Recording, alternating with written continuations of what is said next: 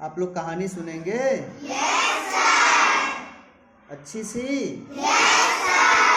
उससे कुछ सीखेंगे भी? तो शुरू किया जाए? चलिए शुरू करते हैं भाई। आप लोग गांव में रहते हैं ना? आप ही लोगों के जैसे एक गांव में एक लड़का रहता था। उसके बाबा थे, पापा नहीं थे, उसके मम्मी थी और एक छोटी सी बहन थी। उसके बाबा शहर में नौकरी करते थे। क्या करते थे? तो जब वह लड़का गांव में रह करके पढ़ता था, उसके बाबा जब गांव से आते थे तो वह दौड़ करके अपने बाबा के पास जाता है। जैसे आप लोग अपने बाबा नाना के पास जाते हैं ना, तो आप लोगों को बहुत सारी चीज़ें मिलती हैं। उसके बाबा भी शहर से उसके लिए बढ़िया बढ़िया चीज़ें लाते थे, कभी खाने की, कभी पढ़ने के लिए अच्छी अच्छी किताबें सब लाते थे और कहते थे कि हमारा बेटा पढ़ करके बहुत नाम करेगा, हमारा बहुत बड़ा अधिकारी बनेगा। कहता था मैं ज़रूर बनूंगा। इसी तरह से चलता रहा और वह लड़का अभी कक्षा 5 में पढ़ता था। आप 4 में पढ़ते हैं ना, वह 5 में पढ़ता था।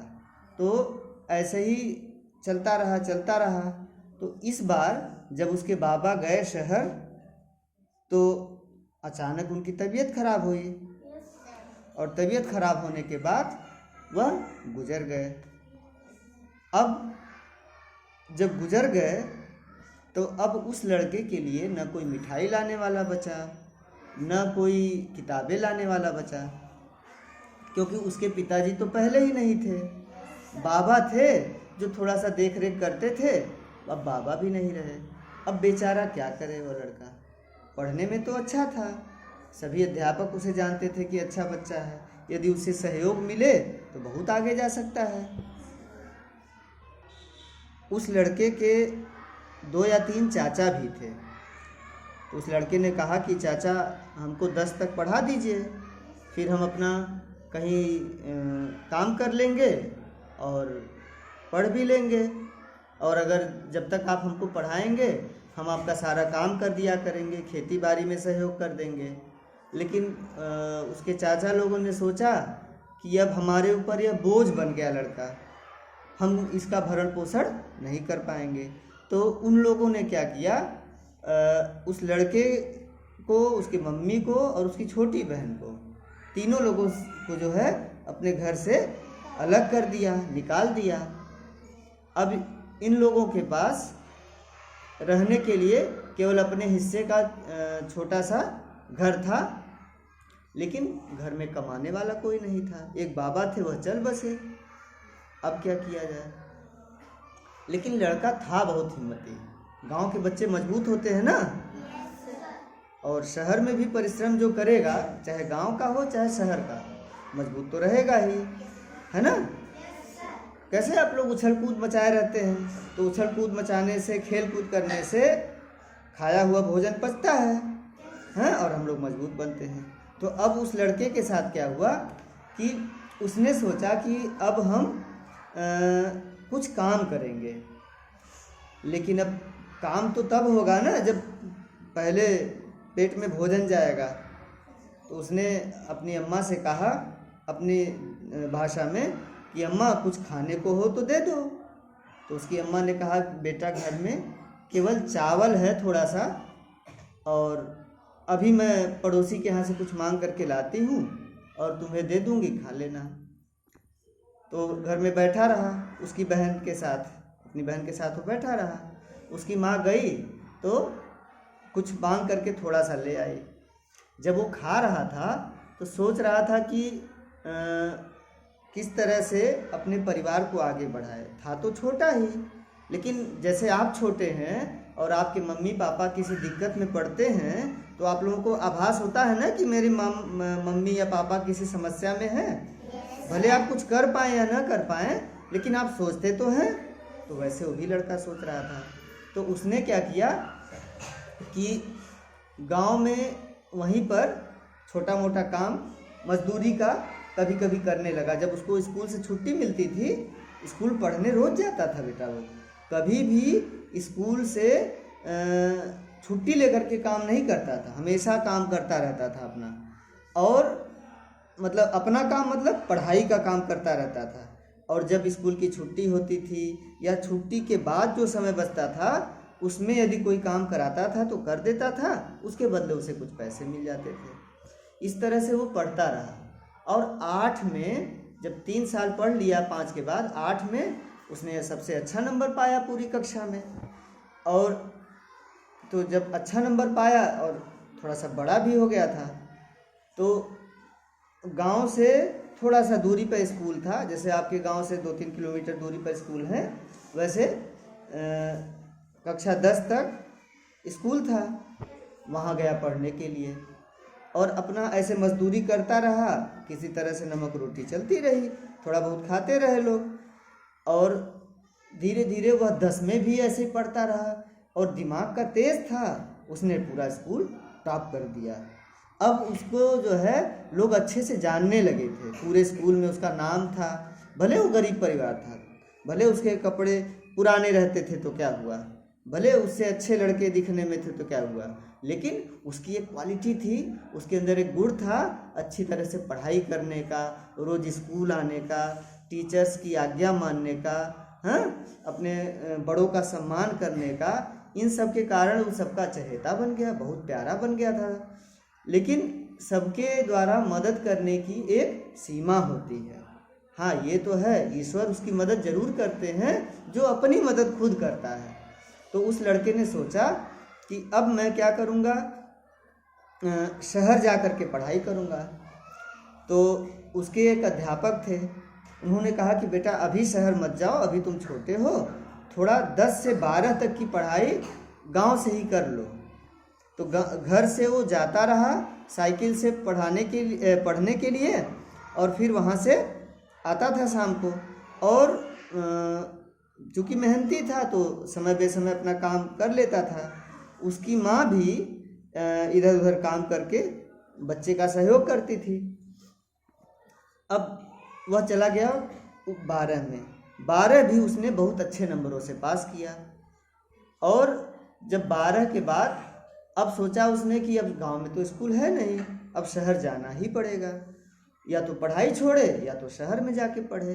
अब आपको पता ही है कि यदि आपके घर से कोई बाहर पढ़ने के लिए गया होगा, चाहे यहाँ से खलीलाबाद ही गया होगा, तो पढ़ने के शुरुआत करने से पहले ही कई हजार खर्च हो जाते हैं, है ना। तो अब उस लड़के के पास पैसा बिल्कुल नहीं था, लेकिन हिम्मत थी बेटा, हिम्मत थी उसके अंदर। तो उसने सोचा कि अब हम जाएंगे शहर जहाँ मेरे बाबा काम करते थे, क्योंकि उसके बाबा के कुछ दोस्त थे जो उसको जानते थे।